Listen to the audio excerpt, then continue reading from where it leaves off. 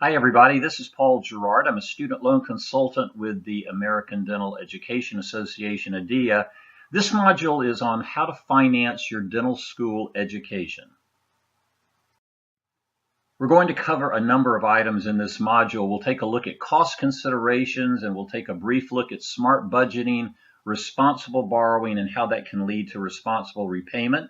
We'll take a look at your student loan portfolio, what kind of loans you may be taking out to finance your dental school education. And we'll wrap this up with some action items for you and a listing of some resources that may help you as you look to finance your dental school education. Now we start with some comments on the cost of attendance at your dental school. Your financial aid office can provide you with what's called an estimated cost of attendance, also referred to as a financial aid budget. And then that cost of attendance, you'll see items such as tuition and fees, room and board expenses, transportation, personal expenses, your dental school kit, etc. A whole listing of items that make up your cost of attendance. And that changes slightly from year to year. We would encourage you to look at that cost of attendance or financial aid budget number and focus on those items you have some control over, such as room and board, living expenses, transportation, etc. And try to establish a realistic budget that you can live on each year. Notice that consumer debt is not part of the cost of attendance. You cannot get financial aid to cover things like credit card payments. So if you have any consumer debt, we would strongly encourage you to take care of that and pay it off completely before you start dental school. Always work with your financial aid office to seek free money or gift money first. This is grants and scholarships. They may be available at your school based on merit, need, or perhaps a combination of both. And remember, if you get grants and scholarships, that will help reduce how much money you have to borrow for dental school. You may also want to consider what are called service commitment scholarship programs. These are programs such as the National Health Service Corps and the Armed Forces, where in exchange for a commitment to service, they will help you fund your dental school education with a scholarship and with stipend assistance.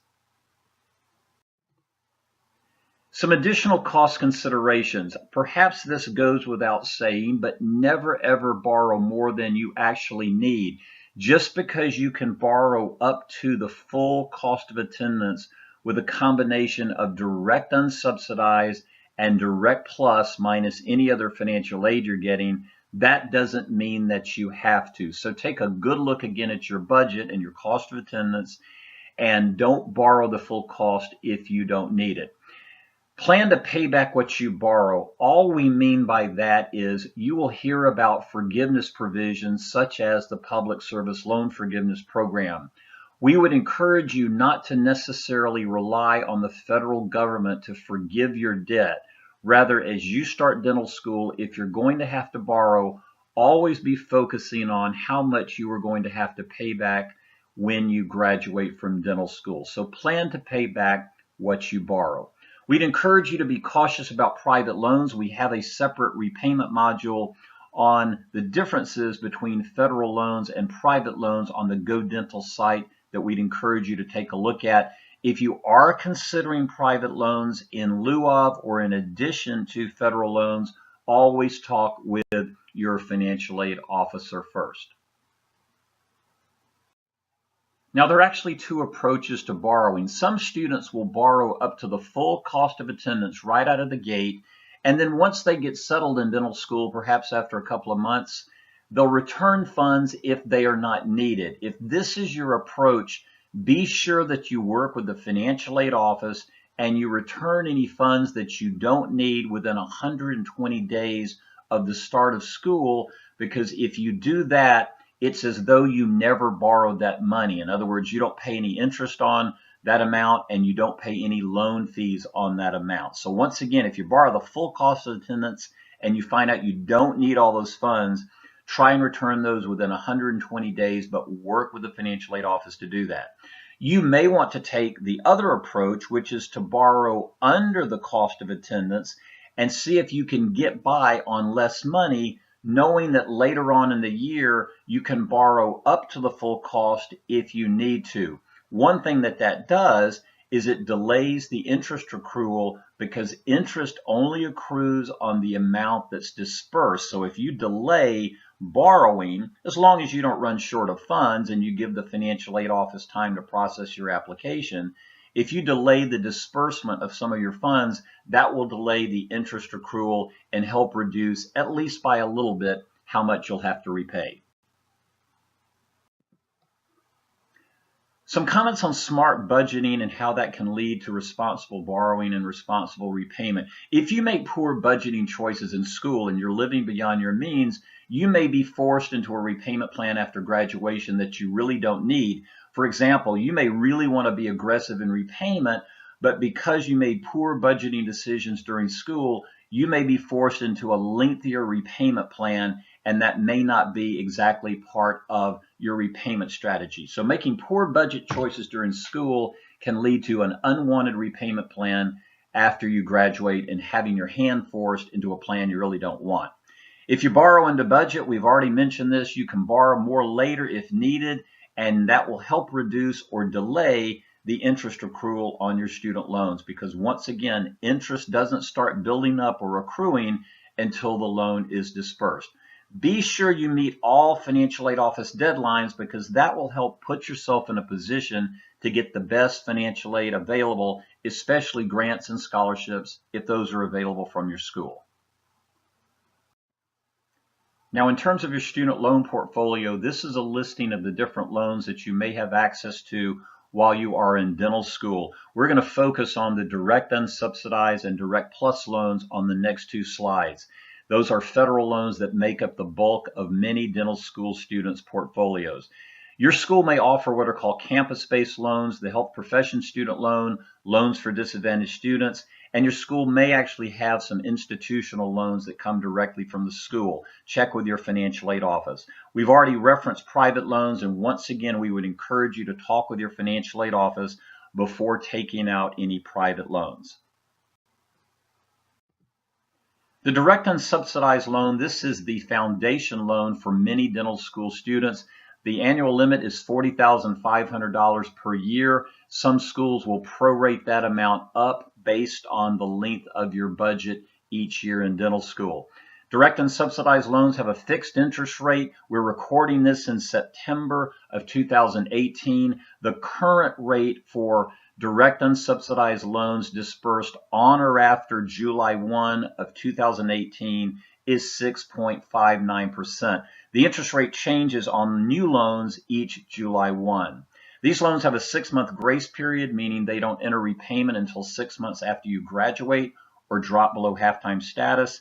And since they are federal loans, there are multiple repayment provisions and repayment plans available on these loans, including the income-driven repayment plans.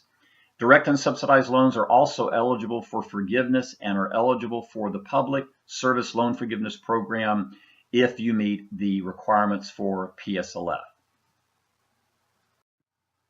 The second federal loan that some dental school students will take out is the Direct Plus loan, also referred to as Grad Plus. You'll note that there's no actual annual limit other than the cost of attendance minus other financial aid, including the direct unsubsidized loan. So once again, no annual limit with this loan. You can borrow up to the cost of attendance minus other financial aid. Just like the direct unsubsidized loan that we talked about on the previous slide, these loans have a fixed interest rate. The current rate is 7.59%.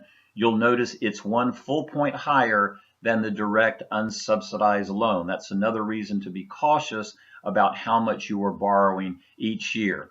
Just like direct unsubsidized, the rate changes on new loans dispersed every July 1 of any given year.